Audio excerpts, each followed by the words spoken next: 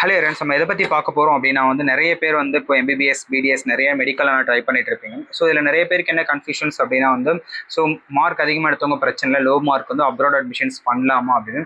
So அப்ராடில் இருக்க பொறுத்த வரைக்கும் நீங்கள் ப்ளஸ் அண்ட் மைனஸ் தெளிவாக பார்த்துக்கணும். ஸோ நீங்கள் அப்ராட் முடிச்சுட்டு நீங்கள் படித்து முடிச்சுட்டு நீங்கள் எஃப்எம்ஜி எக்ஸாம் கண்டிப்பாக கிளியர் பண்ணால் மட்டும் தான் நீங்கள் eligible doctor. Same time NEET இருந்து நீங்கள் அட்மிஷன் போட்டால் மட்டும்தான் அந்த அட்மிஷன் வேலிட். நெக்ஸ்ட் உங்களுக்கு பார்த்தீங்கன்னா நீங்கள் அப்ராடில் முடிக்கிறப்போ ஒரு 6 to 7 years extra 1 to 1.5 years கிட்ட ஆயிடும்.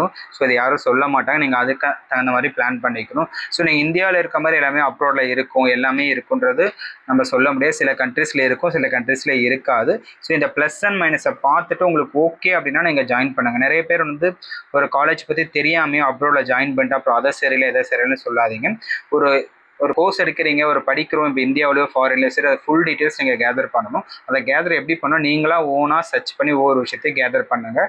மற்றவங்க சொல்கிறத நீங்கள் பிலீவ் பண்ணாதீங்க. ஏன்னா மெடிக்கல் அட்மிஷன் ரொம்ப சென்சிட்டிவானது. அதில் நிறைய நார்ம்ஸ் இருக்குது, ரூல்ஸ் அண்ட் ரெகுலேஷன்ஸ் இருக்குது. அப்ராட் போகிறேன்னா பர்ஃபெக்டான காலேஜஸ் பாருங்கள், அப்ரூவல் இருக்கான்னு பாருங்கள், அந்த காலேஜ் என்எம்சி கைட்லைன்ஸ் ஃபாலோ பண்ணுறாங்களான்னு பாருங்கள்.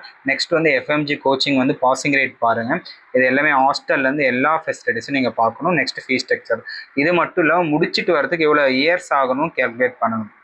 ரெண்டாவது இந்தியாவில் பண்ணுறப்போ சேம் டைம் உங்களோட மெயின் ப்ராப்ளம் ஃபீஸ். கம்ப்ளீட்டான உங்களோட 4.5 ஃபீஸ் ஸ்ட்ரக்சரை கேட்டு கம்ப்ளீட் ஃபீஸ் ஸ்ட்ரக்சரை நீங்கள் வாங்கிக்கோங்க. கரெக்டாக ஃபீஸ் ஸ்ட்ரக்சர் என்னன்னு கேட்டு அட்மிஷன் போடுங்க. ஸோ எம்பிபிஎஸ்ஸோ பொறுத்த வரைக்கும் நிறைய பேர் இந்த கன்ஃபியூஷன்ஸ் இருக்குது. ஸோ இதில் ஃபீஸ் ஒரு பெரிய ப்ராப்ளமாக இருக்கும். நெக்ஸ்ட் அப்ராடில் அப்ரூவல் ப்ராப்ளம்ஸ் இருக்கும். ஸோ கரெக்டாக பிளான் பண்ணி நீங்கள் அனலைஸ் பண்ணி ஃபைண்ட் அவுட் பண்ணி எனக்கு தெரிஞ்சு ஜாயின் பண்ணுறது பெஸ்ட்டாக இருக்கும். இப்போ நான் சொல்கிறேன், மற்றவங்க சொல்கிறேன் ஜாயின் பண்ணாதீங்க. இன்கேஸ் உங்களுக்கு எதாவது டவுட்னா உங்களை கான்டாக்ட் பண்ணி. தேங்க்யூ.